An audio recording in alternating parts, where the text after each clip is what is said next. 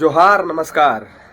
आज फिर आप सबके बीच चलिए आज हम लोग बात करते हैं एक ऐसे मुद्दे पर जो मुद्दे हम लोगों ने भटका दिए थे और उस पर ध्यान ही नहीं केंद्रित कर पा रहे थे हम लोग।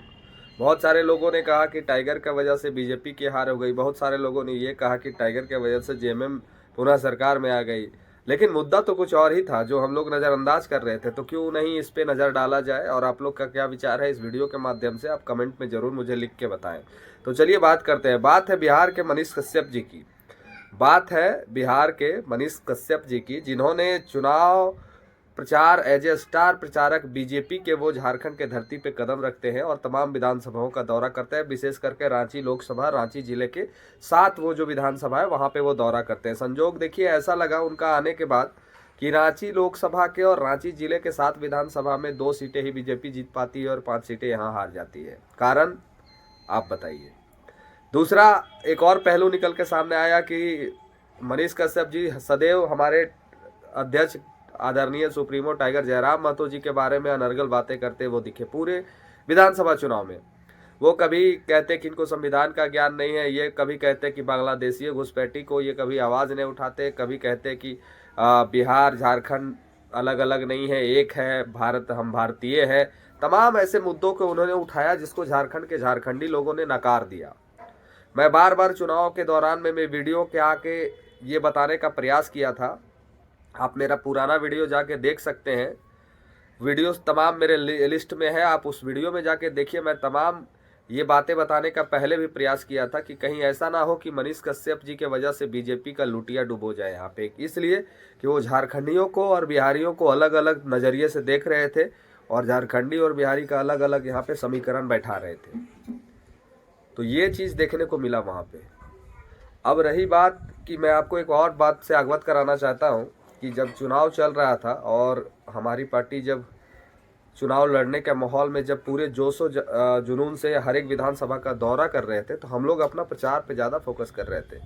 लेकिन कहीं ना कहीं मनीष कश्यप जी हमारे पार्टी के ऊपर ज़्यादा फोकस कर रहे थे। वो सदैव टाइगर सुप्रीमो जो हमारे हैं उनके ऊपर कटाक्ष करते दिख रहे थे। हर एक जगह हर एक वीडियो में वो टारगेट उन्हीं को कर रहे थे। तो संजोग देखिए कि ऐसा संजोग बैठा कि हम लोगों ने वहाँ ही अपनी उपस्थिति मजबूत दर्ज की जहाँ बीजेपी की हार हुई। 15 सीट ऐसे हैं जहाँ पे हम लोगों ने बीजेपी को हराया है। 15 सीट, ये 15 सीट का आंकड़ा अगर आप जोड़ दीजिएगा तो शायद झारखंड की राजनीति का कहानी कुछ और होता। उसके बाद इनके जो 2 बोरो प्लेयर आए थे, जो 2 स्टेट के मुख्यमंत्री थे, हेमंता बिश्वा शर्मा जी और एक थे हमारे शिवराज सिंह चौहान जो अभी केंद्रीय मंत्री हैं और पूर्व में मध्य प्रदेश के मुख्यमंत्री थे। ये दोनों ने भी अपने यहाँ शक्ति झोंका। कहीं ना कहीं ये स्पष्ट दिख रहा था कि बाबूलाल मरांडी जी जो झारखंड के झारखंडी बेटे थे उनको बीजेपी ने नज़रअंदाज किया और बोरो प्लेयर बुला के स्टार प्रचारक के रूप में बागडोर उनके कंधों पर सौंपा। ये कहीं ना कहीं फैक्टर बनते दिखा और चुनाव वो हार गए इसलिए क्योंकि वो तमाम जो बागडोर थी वो बाहर के लोगों के हाथों में सौंप दिए, ना कि झारखंड के हाथों में सौंप दिए। कहीं आप पूरे प्रचार प्रसार में पूरे बीजेपी के चुनावी कैंपेन में आप जाके गौर कीजिए तो आपको एक चीज़ देखने को मिलेगा कि बीजेपी बाबूलाल मरांडी जी पे या फिर चंपाई सोरेन जी पे कभी दाव खेलते नहीं दिखी। हमेशा वो हेमंता बिश्वा शर्मा जी को, शिवराज सिंह चौहान जी को और मनीष कश्यप जी को हमेशा टारगेट करके फ्रंट लाइनर बनाई, जिसका खामियाजा वो खुद भुगत रही है। लेकिन दुर्भाग्यपूर्ण ये है कि बीजेपी जेल के एम के मत्थे अपनी हार का पिटारा फोड़ रही है। हम लोग के मत्थे अपने हार का पिटारा फोड़ रही है कि हम लोग के वजह से वो चुनाव हार गए। जरा आप लोग बताइए कमेंट के माध्यम से कि बीजेपी के मध्य हम लोग चुनाव हारे हैं या हम लोग के मध्य बीजेपी चुनाव हारी है।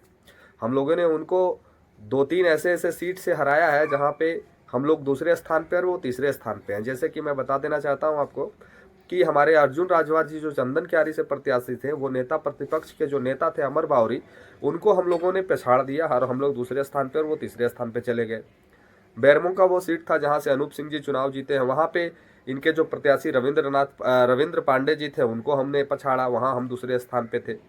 तीसरा सीट है जो आजसू के कद्दावर नेता और लंबोदर जी वर्तमान विधायक जो गोमिया से विधायक थे उनको हमने हराया और हम वहाँ पूजा हमारी जो प्रत्याशी थी वो दूसरे स्थान पे है। तो कहीं ना कहीं ये हार का पिटारा हमारे मत्थे फोड़ रहे हैं, लेकिन इनका हार का जो कारण बना है वो खुद इनके स्टार प्रचारक थे, जिनको झारखंड के लोगों ने नज़रअंदाज कर दिया। नज़रअंदाज करने का एक मूल कारण था कि झारखंड में झारखंडी और जो बिहारी हैं वो एक होते दिख रहे थे। यही कारण है झारखंड में कि झारखंडी जब एक हुए तो कहीं ना कहीं बिहार के जो लोग यहाँ बसे हुए थे वो भी अपने आप को एक और खड़ा कर दिए, जिसका फ़ायदा आरजेडी को मिला और आरजेडी को झारखंड में 4 सीटें मिली। ये कहीं ना कहीं ये फैक्टर बना। जब झारखंडी एक हो रहे थे तो कहीं ना कहीं बिहार के जो वासी यहाँ रह रहे थे, जो बिहार की पार्टी यहाँ चुनाव लड़ी थी, यही कारण है कि आरजेडी का 4 सीट मिला और 1 सीट लोजपा भी जीत गई चतरा, जहाँ से हमारे मंत्री सत्यानंद भोक्ता जी हार गए। तो कहीं ना कहीं ये सब समीकरण जो बैठ रहा है, हम लोगों का कहीं कोई दोष नहीं है। आपकी पार्टी चुनाव लड़ती है, आप खुद एक राष्ट्रीय पार्टी हैं और आप हार का पिटारा हमारे केंद्रीय अध्यक्ष पे उनके सर पे फोड़ रहे हैं, तो ये कहीं ना कहीं गलत है और दुर्भाग्यपूर्ण है। आप अपने हार का कारण खुद आप देखिए। अगर ऐसा ही होता तो शायद सिमरिया विधानसभा से बीजेपी के जो प्रत्याशी उज्जवल दास जीत के आए हैं वो निश्चित ही रूप से हार जाते। अगर हमारी पार्टी वहां से चुनाव कमज़ोर लड़ती और जो 11 से 12 हज़ार के भीड़ में वोट लाई है वो अगर नहीं ला पाती तो वहाँ से मनोज चंद्रा जी विधायक होते। तो कहीं ना कहीं बीजेपी को हम लोगों ने उस नज़रिए से वहाँ फ़ायदा पहुँचा दिया है और उज्जवल दास जी प्रत्याशी जीत गए हैं। काहे कि 11,000 वोट जो वो कटा है सिमरिया और टंडवा विधानसभा का, वो कहीं ना कहीं उज्जवल दास जी का था। तो हम लोग भी चुनाव जीतने के लिए लड़ रहे थे, ना कि हारने के लिए। और बीजेपी और आजसू और एनडीए गठबंधन सिर्फ और सिर्फ एक मूल कारण से हारी है चुनाव, और वो बाहरी लोगों को झारखंड में स्टार प्रचारक बनाना और अपने माटी के बेटा को पीछे कर देना, जैसे कि बाबूलाल मरांडी, जैसे कि चंपई सोरेन, जैसे कि और भी जो इनके नेता कद्दावर नेता थे, इनको इन्होंने पीछे कर दिया। और हेमंता बिस्वा शर्मा, शिवराज सिंह चौहान जी, और सबसे अहम बात कि एक ऐसा लड़का जिसको बिहार ने नकार दिया, जिसको बिहार आज भी नहीं स्वीकारने को तैयार है, वो झारखंड में इन्होंने बुला लिया स्टार प्रचारक के रूप में। अब देखिए मजे की बात, अमन कुमार जी जो है हमारे हजारीबाग से हिंदुत्व का जो बात करते हैं, वो भी बड़कागांव से चुनाव लड़ते हैं। ये बीजेपी के कट्टर समर्थक हुआ करते थे एक समय में।